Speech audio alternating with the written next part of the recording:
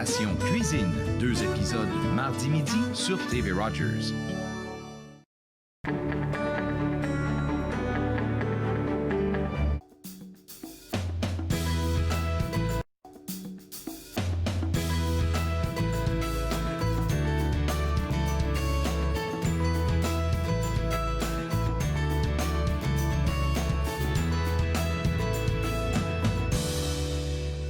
Bonjour et bienvenue entre nous exclusivement sur les ondes de TV Rogers. Je suis Claude-Andrea Bonnier et je me ferai un réel plaisir de passer la prochaine heure avec vous. Aujourd'hui à l'émission, on va découvrir un nouveau partenariat qui est né entre la Maison Fraternité et le Centre psychosocial Vanier. On a 2 représentants de chacune de ces organisations qui sont avec nous ici dans le studio. On va parler de ce partenariat-là et on va parler du pourquoi ce partenariat-là est né et quelle est la vision que ce partenariat-là a pour le futur de la communauté francophone. On va aussi rencontrer Margaret Michel Cook qui va nous présenter ses 3 recueils de poésie parus aux éditions Interligne et on va parler aussi de son parcours en tant que poète et surtout pour ma curiosité des défis des poètes en ce moment en 2019.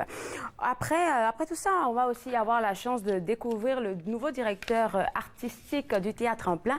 Il est avec nous ici en studio. Je ne vais pas vous dire qui c'est parce que vous allez le découvrir avec moi si vous restez connectés. Mais avant que tout cela ne commence, j'ai plein d'informations à vous donner et je vais commencer avec le Centre social communautaire Vanier. Pourquoi j'en parle Depuis un bout de temps, on a commencé à tourner les éditions estivales qui vous seront présentées un peu plus tard. Et on a été voir au Centre social communautaire Vanier et j'ai appris plein de choses. En fait, là-bas, ils ont des ressources, surtout pour des nouveaux arrivants, par rapport à l'emploi, par rapport quand ils font du counseling là-bas. Ils font plein d'affaires et pratiquement la moitié de ce qu'ils font sont gratuits. Et je pense que plein de personnes ne sont pas au courant, surtout pour les nouveaux arrivants.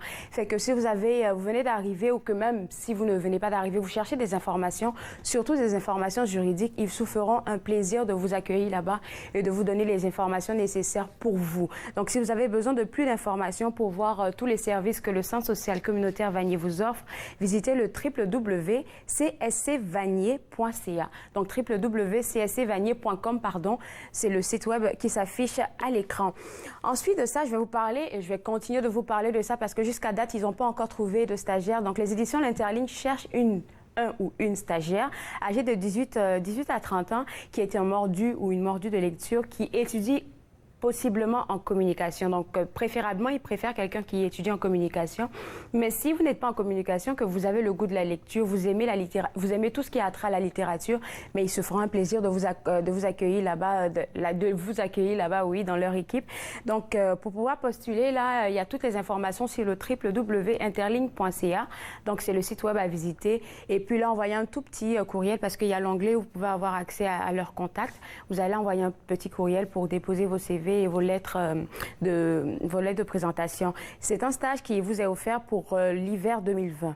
On sait à chaque fois, surtout pour les étudiants, que c'est difficile de trouver le stage et surtout que tous les étudiants fonctionnent pareil. J'ai été aux études aussi, on s'y prend à la dernière minute là. Donc, si vous vous sentez déjà apte à vouloir planifier tout ça, n'oubliez pas que www.interligne.ca pour avoir accès à ce stage-là.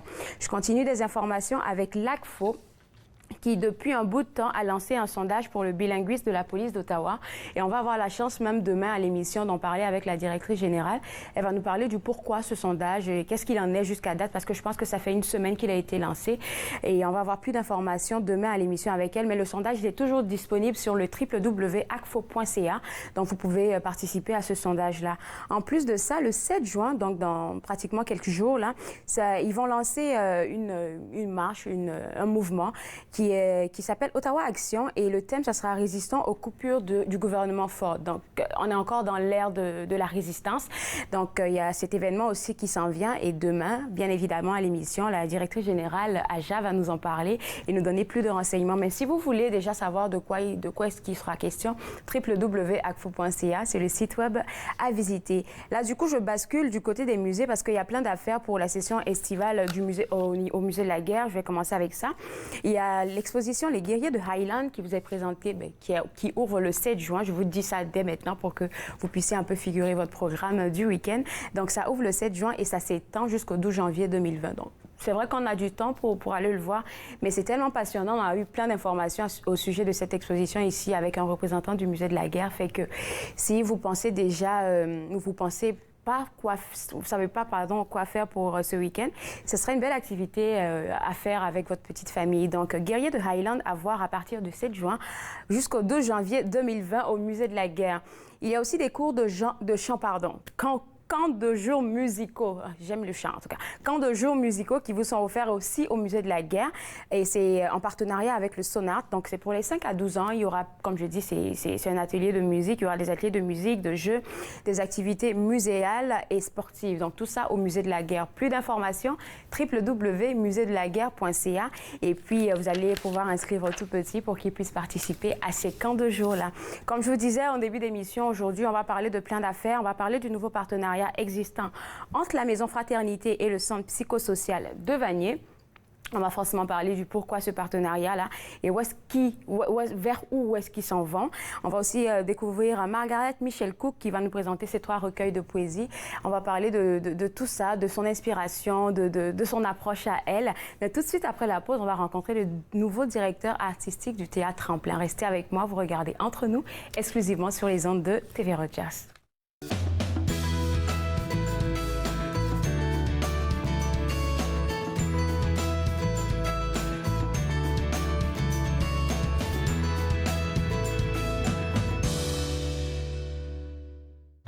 La voyance est à votre service avec Juliana, fée de l'Ouest, Pierre Sonnaise, auteur de Le Comptable et la Voyante, et Madame Joanne Joliat.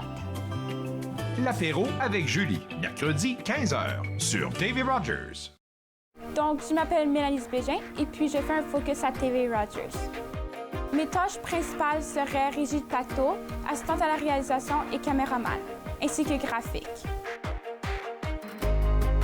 Donc, je trouve que tout le monde devrait passer à Rogers, tant qu'à être invité ou bénévole, au moins d'essayer une fois parce que, en fait, tu apprends tellement de choses et des choses que tu ne croirais pas apprendre.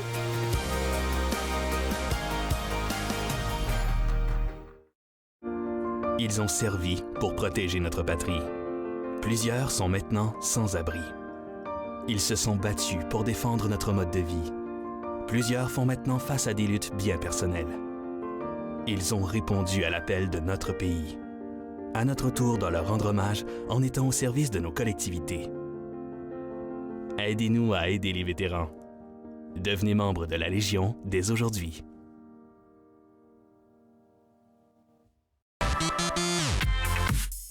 À la prochaine émission, je rencontre Mick Michel, la muraliste et animatrice culturelle, qui nous parle de son métier non traditionnel. Alors, suivez-moi. Suivez-moi, jeudi 20h sur TV Rogers.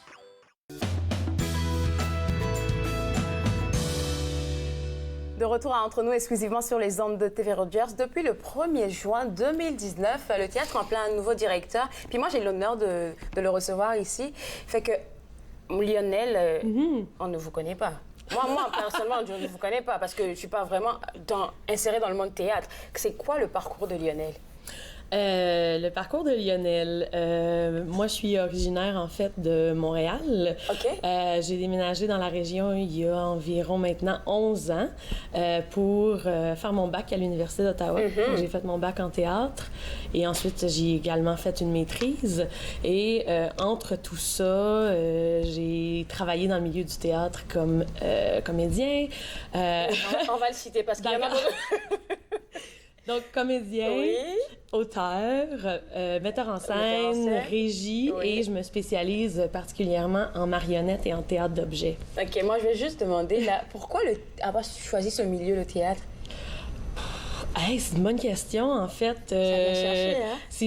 Je sais pas, j'ai commencé très, très jeune, et puis ça a comme développé une passion, puis j'ai essayé de faire autre chose. Mais ça n'a pas fonctionné. Ça n'a pas marché. C'était vraiment pas ta voie, parce que je pense que quand c'est quelque chose qui t'appelle, là, finalement, tout concourt à ce que tu rentres dedans, là. Puis là, maintenant, rendu, là, en tant que directeur, parce que c'est un premier poste officiel comme ça que tu occupes, oui? Oui. Puis qu'est-ce que ça te fait, en fait? Parce que là, c'est une lourde charge. En fait, je trouve que c'est vraiment un privilège de pouvoir être à la tête d'une troupe communautaire. Le Théâtre Tremplin, en plus, est vraiment très bien ancré dans sa communauté. Oui. C'est un théâtre qui a quand même beaucoup d'histoire, qui a fêté ses 20 ans il y a 2 ans. C'est ça, c'est vraiment un privilège, je pense. Puis je suis vraiment chanceux de pouvoir faire ça, puis d'avoir une plateforme pour pouvoir mettre de l'avant des projets avec une communauté. Avec une communauté, en tout cas qu'une communauté francophone. Avec tous les, on va dire, les rôles que tu as dû jouer dans ton parcours, tu as nommé, je vais nommer juste deux, là, j'ai vu comédien, tu as été metteur en scène, tu as aussi régie. Quels sont selon toi les réels défis que les gens du théâtre, dans le milieu du théâtre, font face? Dans le milieu du théâtre, en Ontario français, à Ottawa particulièrement, le plus grand défi, c'est qu'il faut être très versatile. Il faut vraiment être capable de faire plusieurs choses si on veut vraiment vivre de son art. Donc, c'est difficile d'être seulement comédien ou d'être seulement metteur en scène. Il faut vraiment être capable de faire plusieurs choses. Sinon, c'est vraiment très difficile de vivre seulement en tant que comédien, parce que la majorité des comédiens de la région ici vont avoir 2, 3 contrats professionnels s'ils sont chanceux dans une année. C'est vrai. Et donc, c'est pas énorme. Et ça c'est probablement un des plus grands défis de la région. Et puis, je pense que c'est pour ça que les théâtres communautaires sont présents, pour pouvoir aider les gens, les pousser, parce que vivre de son art à cette heure-là, sérieusement, le théâtre, il faut le dire, c'est vraiment comme autre chose, là. C'est un gros défi. Et puis, dites-moi un peu, quand vous êtes rendu là en tant que directeur artistique, où est-ce que vous en allez avec le théâtre en plein? On a parlé de projets, de très beaux projets. Là, j'en sais un tout petit peu parce que je voulais pas tout savoir, là. C'est quoi les projets qui vous allument? Moi, ce qui m'intéresse beaucoup du théâtre tremplin, on le sait, le théâtre communautaire, c'est une forme de théâtre avec des acteurs citoyens, donc des personnes qui n'ont pas nécessairement une formation, qui ne sont pas nécessairement professionnelles. Donc, moi, ce qui m'intéresse beaucoup avec le théâtre tremplin, c'est l'aspect communautaire. Donc, quand on dit communautaire, moi, je parle de communauté. Donc, je veux vraiment aller au sein de la communauté francophone de la région et travailler avec eux et essayer de créer un sentiment d'appartenance, pas seulement avec les habitués du théâtre, mais avec des personnes, par exemple, qui auraient toujours voulu en faire, mais qui n'ont jamais osé. Parce qu'on ne se sent pas capable, parce que te tenir devant un monde, lire un texte, ou même pas le lire, souvent l'apprendre même, c'est souvent de longues pièces. Hein. Oui, ça peut. Ouais. Et puis là, maintenant, on parlait de projets. Moi, je veux vraiment qu'on en parle, là, parce que sérieusement, là, c'est vraiment très intéressant. Quand on parle de communauté, Ottawa est rempli de plusieurs communautés. Oui. La région même est remplie de plusieurs communautés. Puis vraiment, il ne faut pas se fixer sur une seule communauté. Raconter l'histoire d'une seule communauté, il faut vraiment s'ouvrir. Sinon, on ne pourra pas atteindre le monde. Exactement. Moi, en fait, la question que je me pose beaucoup en ce moment, c'est qu'est-ce que c'est être franco-ontarien aujourd'hui à Ottawa en 2019? Parce que, bon, pendant longtemps, être franco-ontarien, c'était majoritairement être blanc, être catholique, avoir grandi en français. Et c'est plus ça, on n'est plus là. Qu'est-ce que c'est être franco-ontarien de nos jours? Ça peut être tellement de choses, mais toutes ces possibilités-là, on les voit pas beaucoup. On en voit 1, 2. Moi, j'aimerais vraiment ça, mettre plus ça de l'avant. Donc, qu'est-ce que c'est être franco-ontarien et être, par exemple, une personne handicapée et être une personne d'un groupe ethnoculturel différent qu'on voit pas beaucoup sur les scènes et faire partie de la neurodiversité et toutes ces choses-là qui sont pas mises de l'avant sur les scènes, qu'on voit très peu, ce seraient des choses que moi, j'aimerais beaucoup aller explorer. Et puis, quand on parle de personnes, je veux dire, handicapées ou qui ont des besoins spécifiques, je me rappelle plus trop de la maison de théâtre qui s'en occupait, mais c'était la première fois que ça arrivait dans la région, où est-ce qu'il y avait une personne sourde et muette qui devait jouer. Là, j'ai trouvé ça extraordinaire parce que le monde, oui, qui allait venir, ils n'étaient pas tous sourds-muets, ils étaient des personnes comme nous, comme tout le monde, en tout cas qui entendent ou qui n'entendent pas, mais c'était accessible à tout le monde. Oui. Puis c'est vers ça que vous en allez, hein? Oui, bien en fait, moi, je suis en train de me développer une pratique pour public sourd. Donc, le projet dont vous parlez, moi, j'ai travaillé dessus. OK. Oui. Puis j'ai écrit aussi du théâtre pour personnes sourdes. Et en tout cas, j'ai développé un projet où est-ce que c'était également un spectacle accessible pour public entendant et public sourd. Donc, c'est une communauté aussi qui m'intéresse beaucoup parce que j'ai déjà travaillé et rencontré des personnes sourdes qui étaient intéressées, qui étaient de fiers franco-ontariens, des personnes fières d'être franco-ontariennes, franco-ontariens, mais qu'on voyait pas, qui ne faisaient pas partie de notre quotidien. Et pourtant, je veux dire, ce sont des francophones. Ils vivent en Ontario, ils sont fiers. Leur seule différence, c'est que c'est des personnes sourdes qui ont aussi une autre culture que la nôtre, mais qui font partie de notre communauté. Donc, pourquoi ils sont pas sur nos scènes? Pourquoi on travaille pas plus avec ces personnes-là qui sont autant franco-ontariens que n'importe qui d'autre? C'est tellement vrai. Je vous garde avec moi. Alors, nous, on va à la pause et juste après, on va continuer de parler des nombreux projets et superbes projets, je devrais dire, qui s'en viennent au Théâtre en plein avec le nouveau directeur. Regardez entre nous exclusivement sur les ondes de TV Rogers.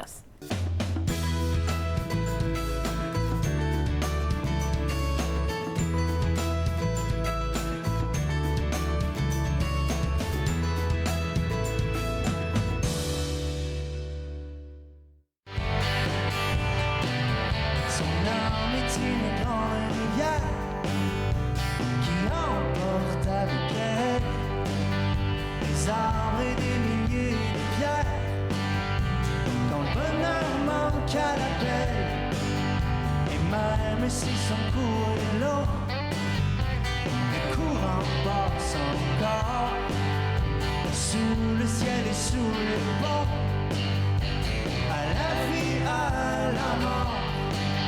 Mais la brume danse et danser, danser. Quand danser, danser, danser, danser. Je pense que tu penses trop. So let go, le temps fait si bien les choses. Le temps fait si bien les choses. Je pense que tu penses trop. So let go, le temps fait si bien les choses. Le temps fait si bien les choses.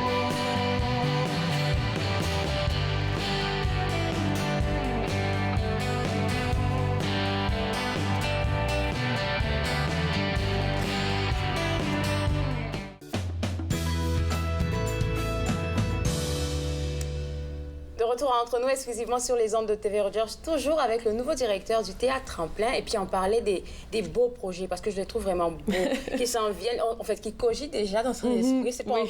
C'est pas encore programmé. On parlait des personnes, de travailler avec des personnes à mobilité réduite. Et même pas, on a parlé d'abord des personnes qui ont des besoins spéciaux, donc les sourds, par exemple. Puis là, maintenant, les personnes à mobilité réduite. On disait ça tantôt, les salles. Oui, il y a des salles Ça, c'est un gros défi, parce que...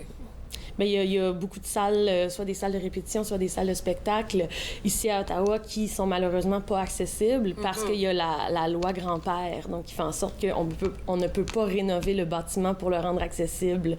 Donc, qu'est-ce qu'on fait? T'sais, il y a un patrimoine avec l'édifice, mais ce patrimoine-là n'est pas accessible à tous. Donc, qu'est-ce qu'on fait avec ça? Ça, c'est une problématique à laquelle je pense beaucoup. Comment est-ce qu'on fait pour amener des personnes à mobilité réduite, soit sur scène, soit dans les salles de théâtre, point. Puis là, c'est le fun, la loi C-81 a passé il y a à peine quelques jours. Donc là, l'accessibilité, selon moi, va devenir heureusement plus présente. Et puis sur la scène, il y a aussi des besoins particuliers si vous voulez travailler avec des personnes peut-être à mobilité réduite ou peut-être des sourds. Il y a aussi des ajustements à faire. Oui, tout à fait. Puis là, est-ce qu'on y pense aussi? Oui, tout à fait. Ben juste par exemple, dans les salles d'audition, si une personne, par exemple, aveugle qui se présente pour auditionner, comment est-ce qu'on adapte? Parce que cette personne-là doit lire le texte. C'est ça. Donc, comment est-ce qu'on fait pour s'adapter à ses besoins à cette personne-là? Il y a tout ça en ce moment qui se passe, de comment est-ce qu'on peut adapter le théâtre pour vraiment être ouvert à tout le monde. Et puis en plus, quand on parle je dis tout le temps beau projet, parce que je trouve ça vraiment extraordinaire, mais ça ne fait pas jouer seulement les personnes qui vont venir jouer la pièce ou participer à la pièce. Ça prend aussi de l'effort de l'autre. Par exemple, des metteurs en scène, des personnes qui vont organiser. Puis là, ça prend peut-être de la formation un tout petit peu pour connaître les besoins particuliers de ces personnes-là. Ben c'est sûr que ça prend une grande écoute, selon moi. Il faut savoir être à l'écoute. Oui. Puis être capable d'aller s'informer, puis être capable d'aller au-devant de l'autre, selon moi. Fait que de ce qu'on peut entendre, là, le théâtre en plein, il va vraiment changer. Il va changer, on va dire, évoluer dans sa perspective. S'ouvrir un peu à un plus grand public. C'est quoi on va dire, les objectifs directs là, de tout ça? Les objectifs directs maintenant, ce serait vraiment de comme... en fait, en ce moment même, je lis énormément de textes. OK. Je vais dire, après 3 jours, on est déjà lancé. C'est juste 3 jours, là. Oui, donc j'ai ressorti... voyons, des archives, des vieux textes. Et là, en ce moment, je lis énormément parce qu'il va falloir monter un spectacle bientôt. Donc là, c'est qu'est-ce qu'on monte? Donc, est-ce qu'on va chercher dans les auteurs qui sont actifs maintenant, dans les auteurs qui ne sont plus actifs, mais qui ont écrit des œuvres qui, selon moi, peut-être ont besoin d'être découverts ou redécouverts. Il y a beaucoup de ça en ce moment. Comment choisir? Comment choisir? Et puis après, quand le choix est fait, vous allez monter une pièce et tout ça. Mais je suis juste curieuse de savoir, avec l'équipe, quand vous avez commencé, est-ce que vous avez parlé des projets dont vous nous parlez maintenant? Tout à fait. Puis comment ils ont accueilli ça là-bas? Ben, je pense qu'ils ont dit, mais ça, c'est exactement ça que j'ai dit pendant mon entrevue. Donc, j'imagine qu'ils ont dû... Oui, mais j'imagine qu'ils ont dû se dire, c'est intéressant. Fait qu'ils sont prêts au changement aussi oui, là-bas. Oui, tout à fait. À quel moment tu penses qu'on pourrait voir la pièce que tu es en train de peaufiner? Parce qu'elle n'est pas encore choisie, il faut le dire. Exactement. Normalement, nous, on a la petite création, donc qui est souvent un spectacle en forme de laboratoire. Donc, on donne une espèce de carte blanche à un artiste de la région qui, lui ou elle, va décider de faire un projet... encore en travail. Et il y a aussi la grande production qui est souvent présentée au printemps, c'est une production de plus grande envergure. Donc, on fait vraiment le processus de A à Z quand ça vient à ce spectacle-là. Et puis là-bas, quand vous êtes... C'est pas une grosse équipe, mais il y a beaucoup de bénévoles qui travaillent avec vous. Oui. Moi, je veux vraiment parler par rapport aux jeunes. Parce que je pense que maintenant, de plus en plus, ils commencent à s'intéresser au théâtre. Comment vous, de ton côté, tu penses que tu pourrais rejoindre encore ces jeunes-là pour qu'ils viennent vous rejoindre? Ben moi, je travaille un peu avec les jeunes de temps en temps et de ce que je remarque beaucoup, c'est qu'il y a une volonté d'engagement. Il y a une volonté de changement. Il y a une volonté de mettre de l'avant une parole, une voix, des revendications. Et ça, moi, je trouve... Avec un vent nouveau, de nouveaux thèmes, surtout ça. Je trouve ça très beau, puis je trouve que c'est justement, ces personnes-là ont droit à une plateforme, ont droit à... c'est important qu'ils puissent s'exprimer aussi.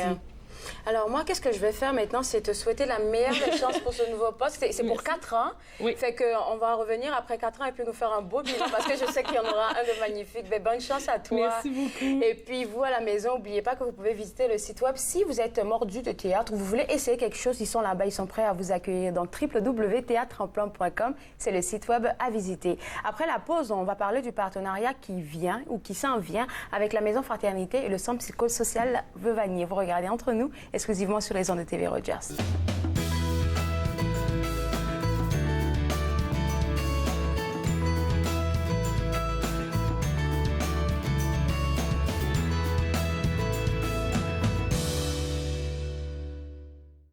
Je n'ai rien dit, cela par coutume.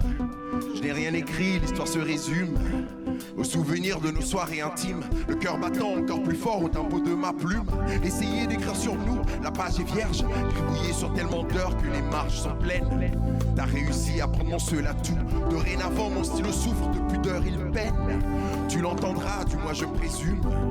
L'hésitation noyée par le volume. J'ai fait l'erreur de croire en nous, le nous intemporel. Mais reste que quand je ferme les yeux, je pense encore à elle. Erreur et lapsus, obtus et confus, de cette peur préconçue, mes lapsus me consument. Erreur et lapsus, obtus et confus, de cette peur préconçue, mes lapsus me consument.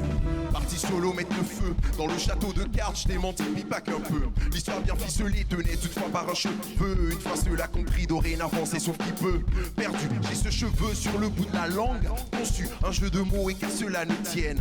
Confus à ton insu, mes remords ils tanguent. Connu, la vérité est plutôt draconienne. Ah, j'ai ton parfum coincé dans la gorge comme un effet boomerang. Des regrets j'en regorge, mon ego que j'égorge. Pour toi je l'assassine, je garde encore mon yin. Mais t'es parti avec mon yang, parti sur un coup de bain, ton coup de feu j'ai pris en plein cœur comme une balle, encore coincé dans la toile, tout ce que je n'ai pas dit, et enfin je l'ai écrit, mais cela par coutume, si à toi je...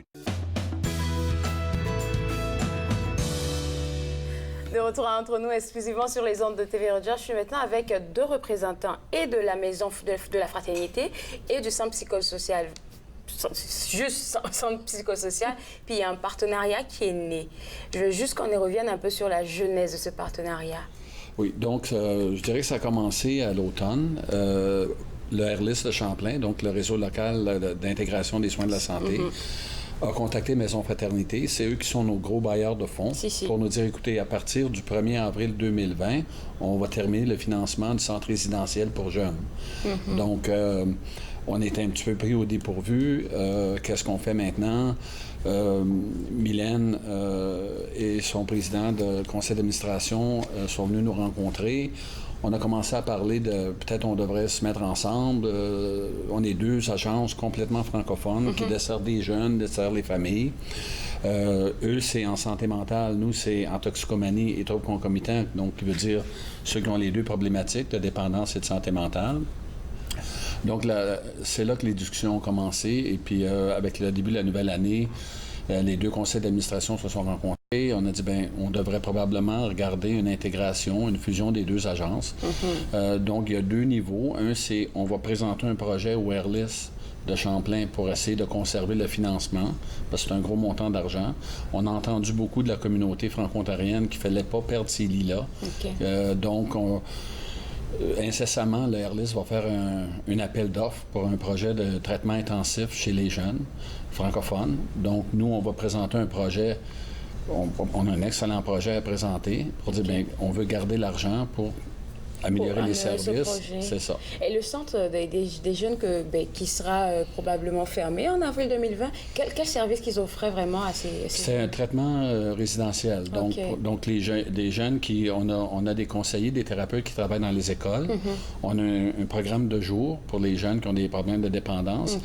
Et puis, il y en a qui étaient rendus à un point où ils ne pouvaient pas suivre un programme, suivre leurs études et puis suivre un programme de jour. Donc, il y avait besoin d'un milieu protégé. Puis le programme avait aussi un volet académique. Donc, les jeunes qui viennent chez nous ne perdent pas leurs études. Il y a un enseignant qui travaille avec eux. Donc, quand ils retournent dans leur communauté, ils peuvent juste reprendre. Continuer. Oui, c'est ça. Ouais. Et puis, ça a du sens que vous vous mettiez ensemble, Mme Cossing, parce que, comme il a dit tantôt, là, c'est pratiquement les mêmes services que vous offrez à la communauté. Ce sont plutôt des services complémentaires, je vous dirais. C'est sûr que on peut avoir un jeune qui va d'abord consulter chez nous, qui sera référé à Maison Fraternité ou à l'inverse. Le charme, la beauté de nous mettre ensemble, c'est que le jeune ne va pas devoir aller ni à un endroit ni à l'autre. C'est un seul endroit, un seul accueil et dépendamment des besoins les plus criants, les priorités ou les besoins tout au complet du jeune, on va pouvoir desservir tous les services, mais de façon complémentaire. Et puis quand vous vous mettez ensemble comme ça, la vision première, c'est laquelle? C'est le service, la complémentarité des services, de pouvoir justement faciliter l'accès en temps et lieu. Je vous dirais aussi, il y a un aspect d'utilisation, la bonne utilisation des ressources. Par exemple, Maison Fraternité dans les écoles, nous sommes dans les écoles, ils reçoivent les jeunes avec un groupe d'intervenants, nous aussi. Donc, il y a, c'est sûr, une économie d'échelle qui devrait pouvoir se passer pour pouvoir justement investir davantage sur l'offre de services. Et les écoles, c'est vraiment les écoles des 2 conseils scolaires que vous recevez, hein? Oui, les 2 conseils scolaires francophones. Francophones, d'accord, OK. Puis là, on a parlé de vous mettre ensemble. Puis, M. Lemire, vous avez parlé d'un projet que vous allez soumettre au RLIS. Oui. Quel est ce projet, si je peux me permettre d'avoir quelques détails? Oui. Bien, je vais te laisser, Mylène, parce que c'est toi qui as eu l'idée originale. C'est une question de redéfinir les services intensifs. Alors, il faut comprendre que ce programme-là, le programme résidentiel, vise vraiment à offrir les services aux jeunes qui sont vraiment très touchés et dans les plus grands besoins. Pour de nombreuses raisons, le taux d'occupation, le taux d'achalandage n'a pas été ou n'a pas atteint, si vous voulez, les cibles. Ce qui est à repenser, c'est que ça ne reflète pas un manque de besoins, ça reflète plutôt probablement une question de une nécessité, si vous voulez, de revoir, de réadapter les services. Il y a un manque criant pour des lits résidentiels dans la région en français.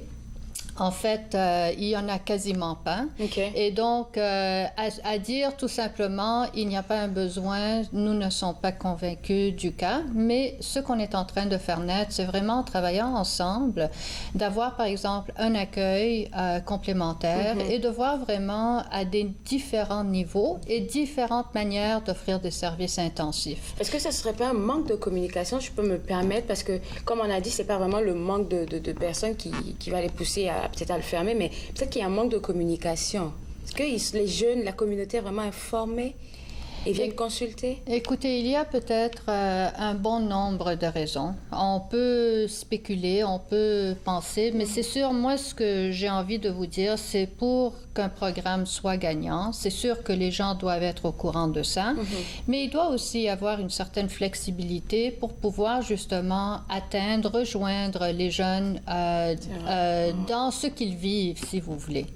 Alors, nous travaillons vraiment avec cette perspective-là et c'est sûr que nous travaillons avec nos partenaires, que ce soit d'autres agences qui offrent des services en santé mentale, définitivement les conseils scolaires, les centres hospitaliers et aussi les services juridiques, ainsi de suite. Alors vraiment, on veut, et les familles, les jeunes et les familles aussi. Alors on veut vraiment venir entourer les jeunes et offrir, si vous voulez, des services multidimensionnels.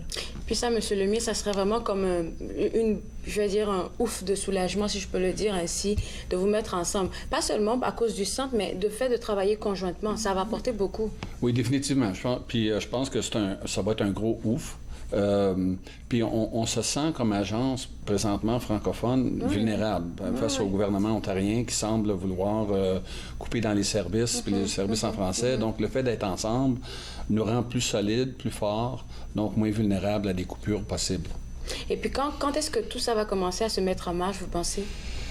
Bien, c'est commencé. Là, on attend que le Airlist fasse son appel d'offres. Ça devait être à la fin mars. Là, on nous avait dit la fin mai. Maintenant, on est en juin. Mais on sait qu'il reste quoi, 8-10 mois là, avant la fin mars. Donc, les choses commencent à presser. Et puis, le projet, il est déjà préétabli, comme vous m'avez dit. Il est déjà tout monté. Il faut juste attendre l'appel d'offres pour le soumettre. C'est ça. Nous sommes en train de travailler et on a déjà consulté un bon nombre de partenaires. Okay. On est en train de monter le programme, c'est-à-dire de l'établir. Mais c'est sûr qu'on va devoir retourner et valider, si vous voulez, auprès des partenaires et aussi consulter, comme j'ai mentionné, par exemple, les services juridiques. Ça, je pense qu'il y a vraiment, ce sont des partenaires clés pour cette clientèle-là, clés. Est-ce que le jeune devait être référé ou il peut juste se présenter directement et puis avoir un service dont ils ont besoin? Dans les deux cas, un jeune peut venir. On n'a pas besoin de référence. Un jeune, un parent, un intervenant de la communauté, on n'a pas besoin d'une référence comme telle. Il y a moyen de faire une demande en ligne, il y a moyen de téléphoner. Chez nous, on a une clinique sans rendez-vous. Alors, il y a plusieurs façons, plusieurs moyens. L'important, c'est d'accompagner le jeune, de lui ouvrir les portes pour pouvoir l'accueillir le jour qu'il vient frapper à la porte. Et quand c'est fait par peut-être un parent ou un ami du jeune, c'est quoi votre approche par rapport au jeune? Ou un enseignant qui appelle? Ben, écoutez, c'est sûr que le jeune doit vouloir recevoir les services. C'est ça. Alors, c'est la personne concernée, c'est ça. C'est ça. Mais il y a des jeunes qui arrivent, qui disent, je suis ici parce qu'on m'a dit que je devais être ici. Et c'est une question de l'accompagner. C'est une question d'établir un lien de confiance, un lien de communication pour que le jeune, justement, puisse voir l'utilité, l'importance de se prendre en main. Mais il faut commencer avec ce lien de confiance-là. D'accord. Vous vouliez mentionner quelque chose? Juste on veut aussi aller chercher la motivation du jeune. Donc, souvent, comme vous dites, il arrive, il ne veut pas nécessairement être là. Non. Mais en parlant avec nos thérapeutes, nos professionnels, on peut arriver à dire, peut-être qu'il y a des choses que tu peux commencer à changer dans ta vie. Pas nécessairement devenir complètement abstinent, mais si tu as un problème, admettons, avec l'alcool, peut-être pas obligé d'arrêter d'autres choses que tu fais, mais peut-être commencer à réduire. Puis avec ça, on fait le cheminement. Puis l'avantage qu'on a, c'est que on peut travailler avec des gens qui ont des petits problèmes, ceux qui ont des gros problèmes. Puis c'est ça, surtout pour les jeunes, ils se sentent tout de suite jugés, tout de suite achalés, fait qu'ils ne veulent même pas entendre parler d'une sorte d'aide pour eux, là. Bien, puis leur grosse peur, c'est je vais perdre mon cercle d'amis, tu sais, puis je pense que ça, c'est important pour les jeunes, de ne pas perdre leur cercle d'amis. Donc, comment ils peuvent, eux, retrouver un mode de vie sain tout en conservant leurs amis. Et puis tout ça, c'est un processus que vous faites, comme on a dit, c'est de l'accompagnement de A à Z, là. C'est pas juste venir consulter, parler à un thérapeute et rentrer à la maison, non. Non, puis c'est quelque chose qui est souvent à longue haleine. Donc, il peut se faire sur une période de plusieurs mois, voire même quelques années. Je vous souhaite vraiment bonne chance pour ce partenariat. Puis bonne chance aussi pour le reste des autres centres de la Maison Fraternité. Je sais qu'elles vont rester encore on viendra vous en donner des nouvelles. Merci beaucoup. Alors, voilà la maison. N'oubliez pas de voir le site web de la Maison Fraternité, donc www.maisonfraternité.ca, ou même vous pouvez rejoindre le centre psychosocial où ils se feront un plaisir de vous aider. Alors, après la pause, on va parler de poésie avec la poète Margaret Cook. Vous regardez Entre nous, exclusivement sur les ondes de TV Rogers.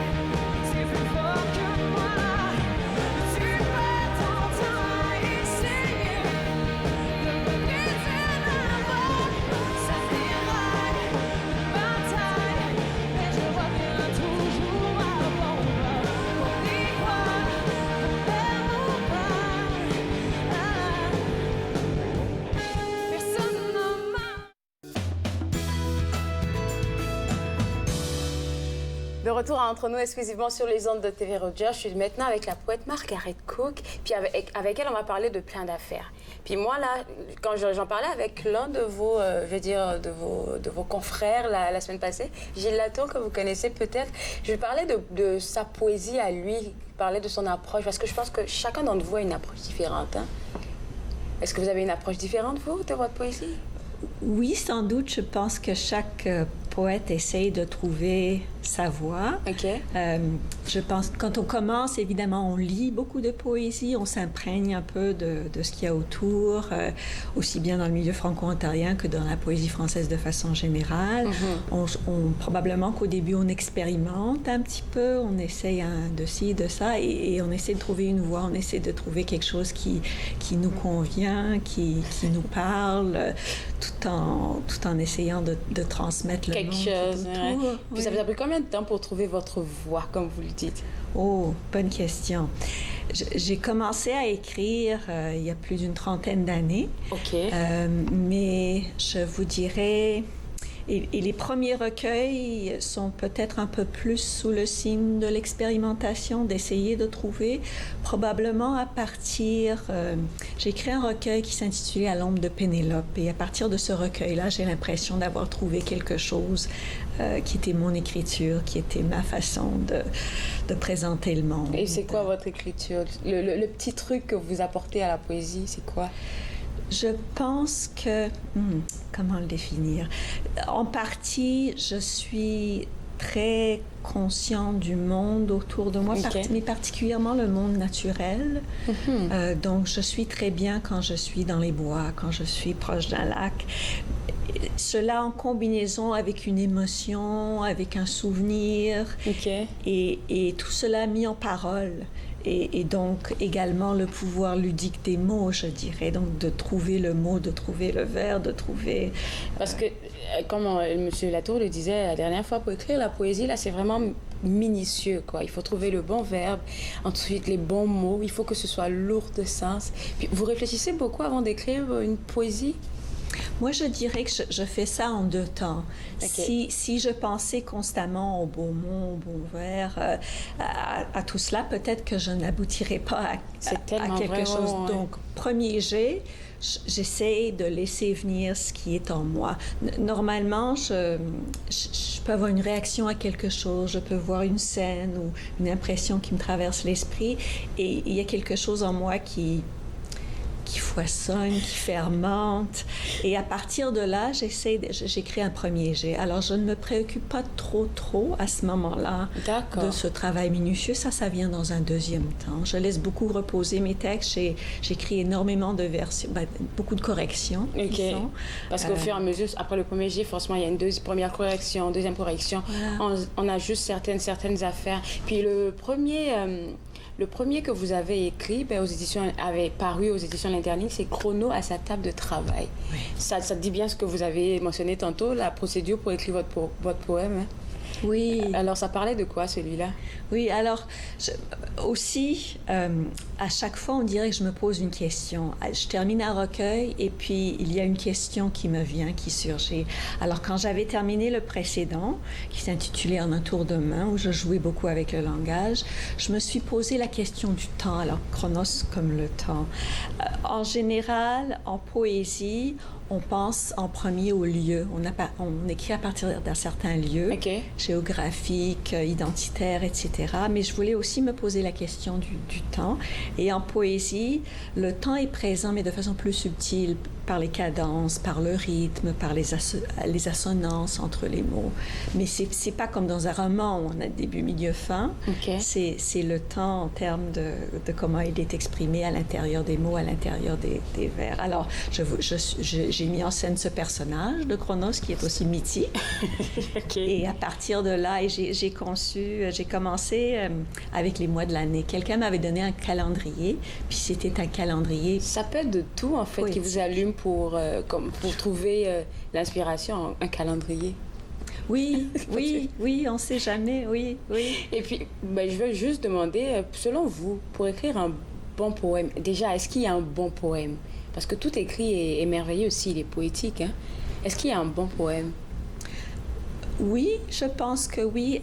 Il faut qu'il y ait une certaine cohérence entre les images, entre les mots, dans la voix aussi. Je veux dire, les surréalistes, c'est éclaté. Il y a toutes sortes d'images, mais en même temps, il y a une certaine cohérence à l'intérieur de cela. C'est une certaine façon de faire.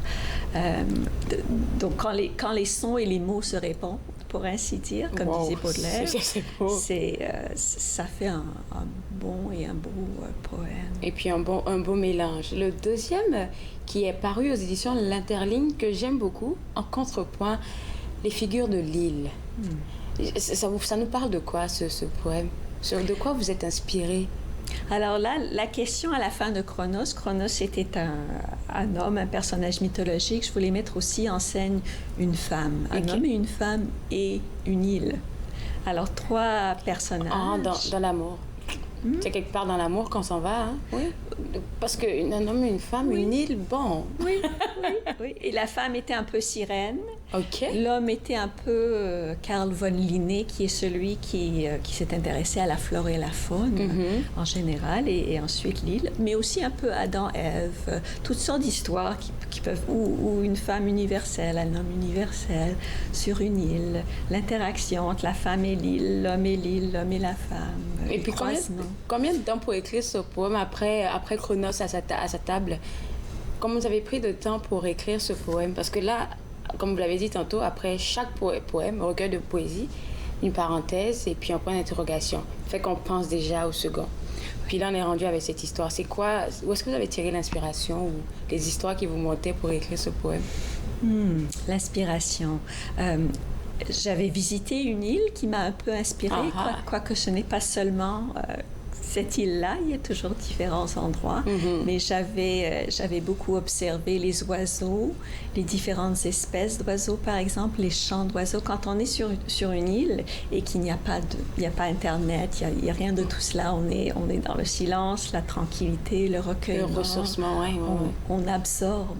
Et ces choses-là font un travail en nous, et puis on essaie de les mettre en parole. Wow. Alors, je pense que c'est à partir de cela beaucoup, mais aussi à partir du langage, encore une fois, les figures.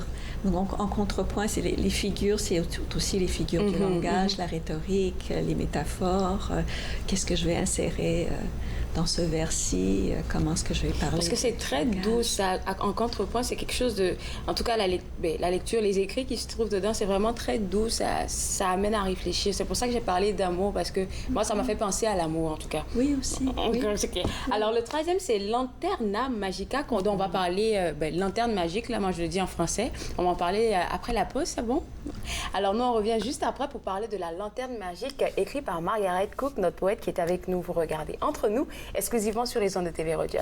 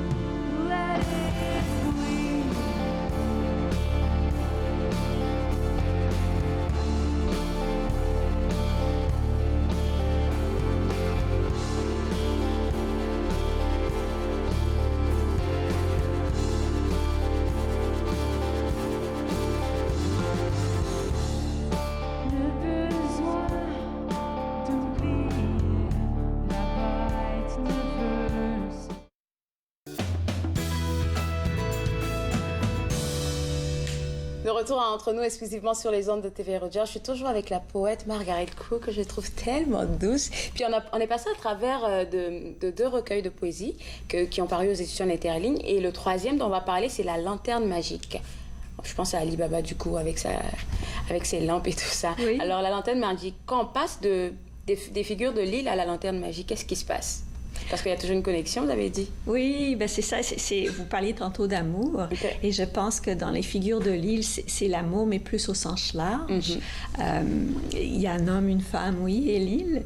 Mais je pense que dans Lanterna Magica, j'ai essayé de faire en sorte que l'homme et la femme se rejoignent quelque part, se croisent, se rejoignent. Donc, c'est un peu ça. Il y a des scènes, l'homme, la femme. C'est un peu Tristan et...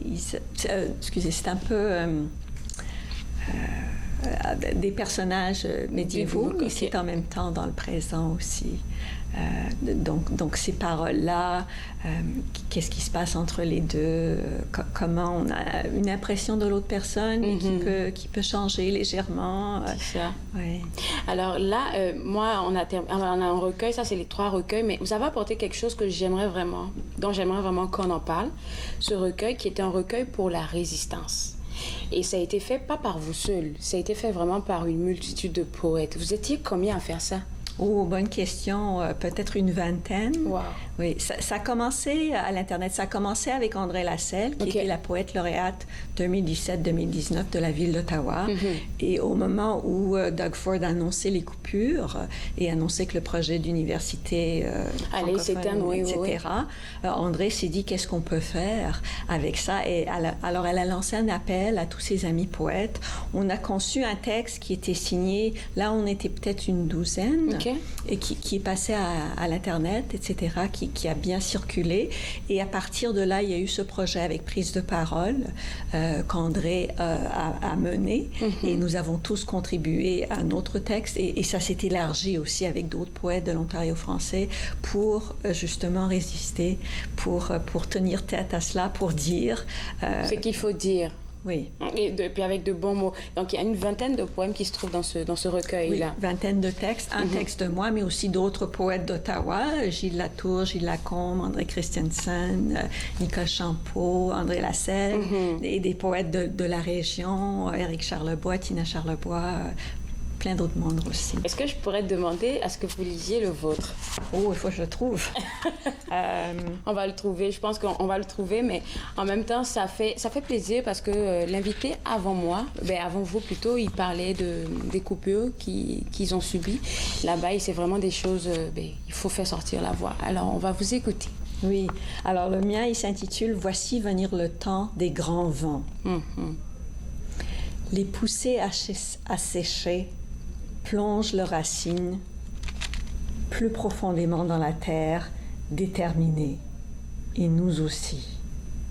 Les coureurs fatigués remplissent leurs poumons, inspirent longuement l'air frais, ranimés, et nous aussi. Les roches des millénaires tiennent fermes et immobiles, sous pluie, neige, glace, eau, bourrasque, constante, et nous aussi. Les fiers chats tigrés emmagasinent leur énergie près d'un lumineux feu de foyer, scrutent l'horizon, et nous aussi. Et nous aussi perspicaces pour mieux sauter, et nous aussi solides pour mieux durer, et nous aussi courageux pour mieux défendre, et nous aussi vivaces pour mieux tenir, reprendre, poursuivre, accrocher, manifester, être. Terre, air, eau et flamme, jamais éteintes. Coquillage, carapace, perle, et parole, nôtre. Et nos doigts sont longs, et nos mains, et nos bras, et nos pieds, et nos jambes aussi. Et notre armure perdure. Voici venir le temps des grands vents.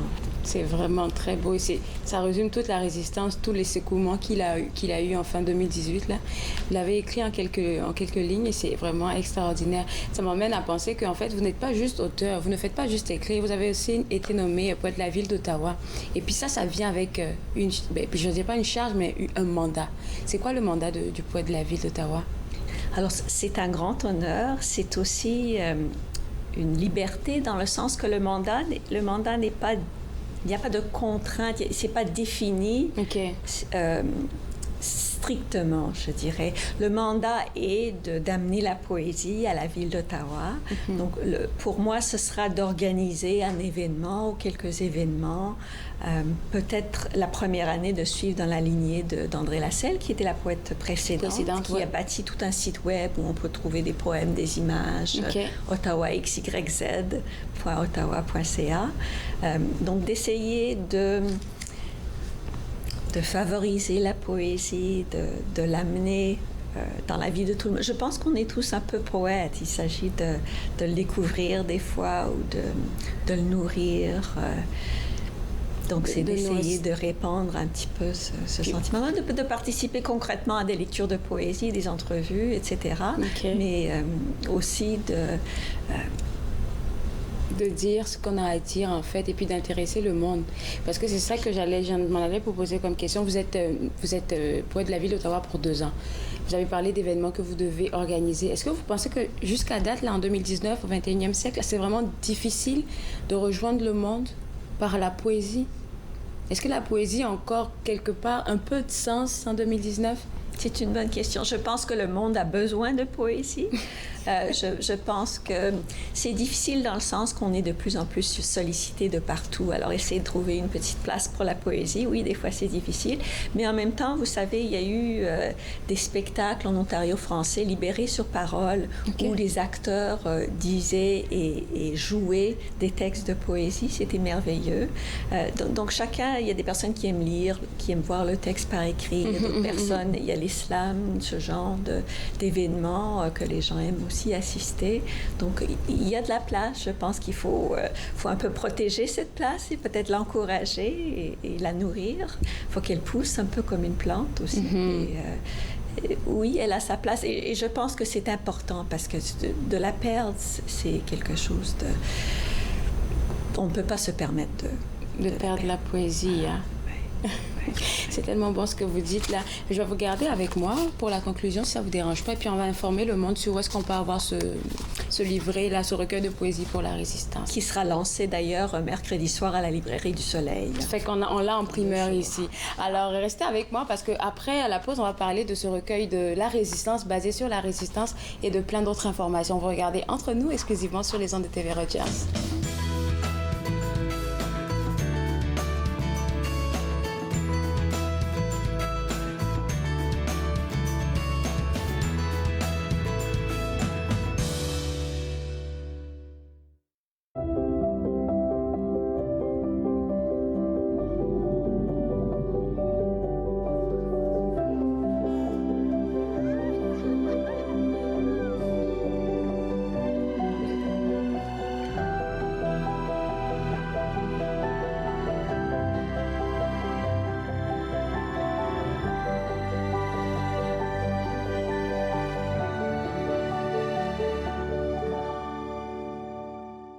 Cette semaine, c'est M. Pascal Aubu qui va nous forger une histoire de clôture à la chaleur du feu de forge.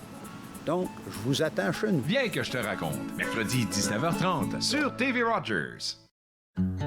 Il a mes yeux. Il a les pommettes de sa mère. Il a ma phobie des hauteurs. Il a sa nature si compétitive. Il a mon sens de l'humour un peu bizarre. Il a son amour de la lecture. Il a mon oxycodone. Il y a des choses qui ne devraient pas se transmettre.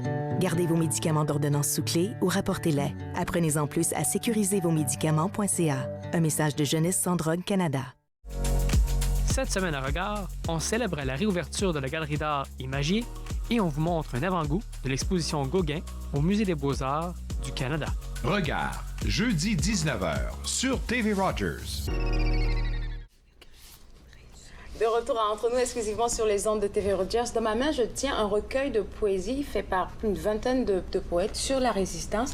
Puis ça a été lancé un peu partout déjà, à Sudbury, et puis déjà où? Déjà à Montréal. Aussi. Puis là, à Ottawa, c'est tout nouveau. Il va être lancé officiellement. Ça sera où, ça? Mercredi, à la librairie du Soleil. OK. À partir de quelle heure?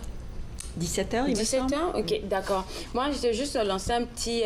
on en parlait tantôt pour les jeunes poètes qui essaient de se lancer. Qu'est-ce que vous pourriez dire pour les encourager? Oh, de continuer de persister. Ces poètes-là sont pleins d'énergie. On les voit un peu, d'ailleurs. Par exemple, Daniel Grolot-Landry a publié là-dedans. Il y a Sonia Lamontagne. Il y en a d'autres aussi qui participent à des événements. À l'Association des auteurs de l'Ontario français, ils sont très bons pour essayer d'inclure aussi des jeunes. Des jeunes la relève dans les événements. On est très conscients de cela aussi. Et ça nous donne de l'énergie aussi. Merci beaucoup d'avoir partagé tout ça avec moi. Et puis moi, je vais vous souhaiter bon succès pour votre mandat en tant que poète à la Ville d'Ottawa. Puis on espère vous revoir ici pour les événements qui cogitent dans votre esprit. Alors vous à la maison, n'oubliez pas que vous pouvez avoir plus d'informations pour avoir les bouquins de Margaret sur le www.interligne.ca. Et moi, je me ferai le plaisir de vous revoir demain à l'émission. Ne déconnectez pas. Au revoir.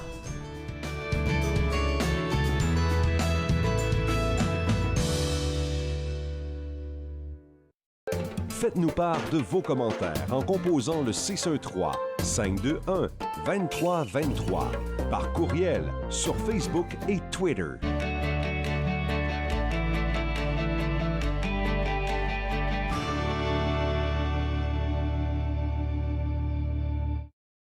Moi, je m'appelle Alexandre Belki et je travaille comme bénévole. Et moi, je préfère faire le CG, autre que des caméras ou les autres affaires.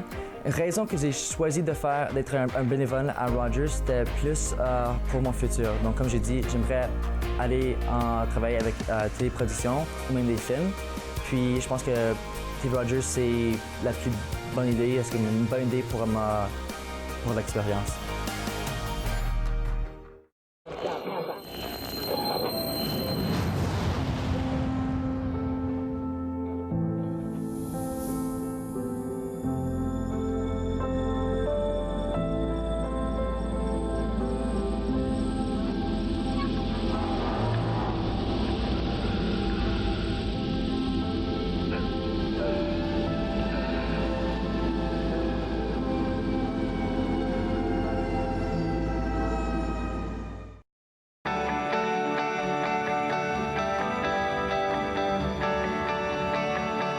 Vous regardez TV Rogers.